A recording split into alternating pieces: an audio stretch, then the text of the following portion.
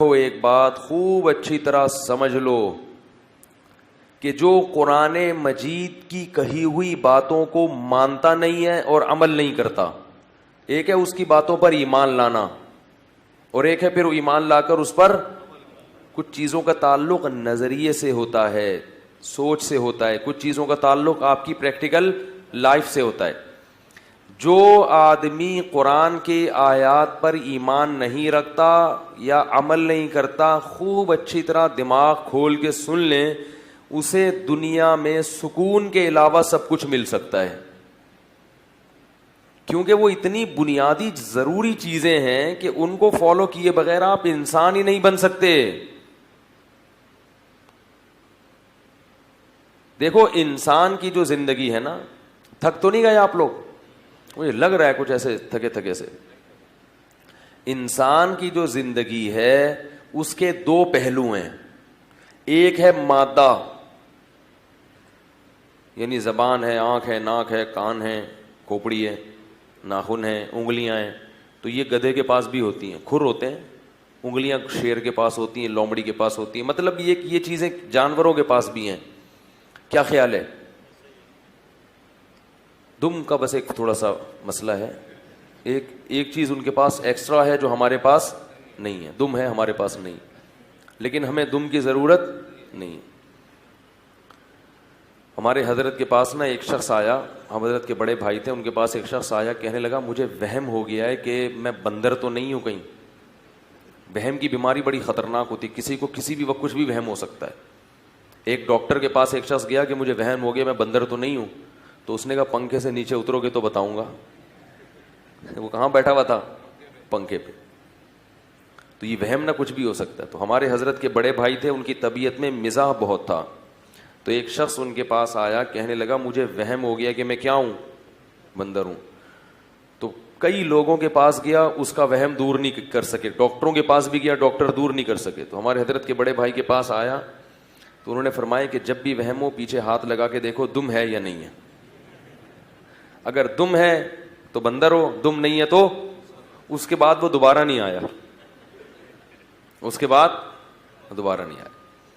تو انسان کی جو مادی زندگی ہے، کھانا پینا، پیٹ، آنتیں، یہ تو سب کیسی ہیں؟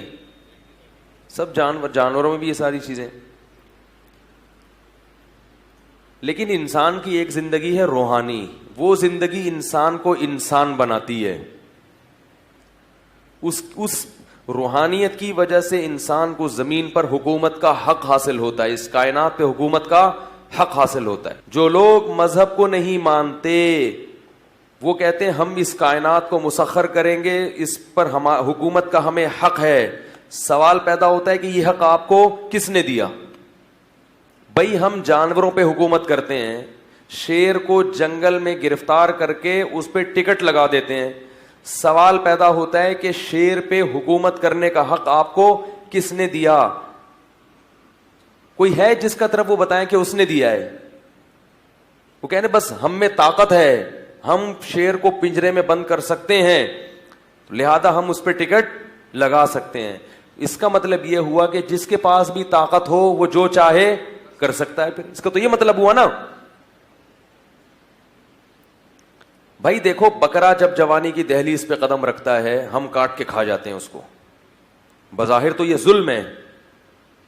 غیر مسلم سے کوئی پوچھے کہ تم جانور کو کاٹ کے کیوں کھاتے ہو، وہ جواب دے گا کہ ہمیں اس کائنات پہ حکومت کا حق ہے، ہم اس جانور سے زندگی چھین سکتے ہیں۔ سوال پیدا ہوتا ہے کیوں چھین سکتے ہو؟ اس کیوں کا جواب ان کے پاس بولو نا بھائی، نہیں ہے ان کے پاس۔ خدا کی قسم ساری دنیا کے فلاسفر بیٹھ جائیں کہ ہم جانور کو کیوں مارتے ہیں؟ گوشت کھانے کے لیے۔ تو کیا گوشت کھانے کے لیے کسی کی زندگی چھین سکتے ہو؟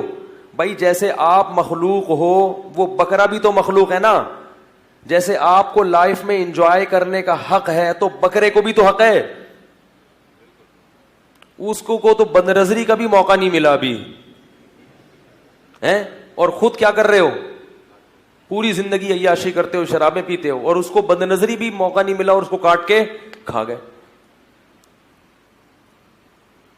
ہیومن رائٹس تو ہیں، تو جانوروں کے بھی تو رائٹس ہونے چاہیے. یقیناً آپ کہہ سکتے ہیں کہ جانوروں کے رائٹس بھی ہیں کہ جانوروں پہ ظلم نہ ہو, یہ نہ ہو, وہ نہ ہو, جنگلوں سے نسلیں ختم نہ ہوں. تو وہ نسلیں جو جنگلوں سے ختم نہ ہوں تو وہ بھی آپ نے انسان کے انٹرٹینمنٹ کے لیے قانون بنایا ہے, ورنہ جانوروں پہ آپ کو ترس نہیں آتا. جو کاٹ کے کھا جاتے ہو, مچھلیوں کو سمندر سے نکال کے کڑائی میں ڈال کے کھا جاتے ہو, تو یہ کہاں کے رائٹس ہوئے؟ تو ان باتوں کا کسی کے پاس کوئی جواب نہیں ہے.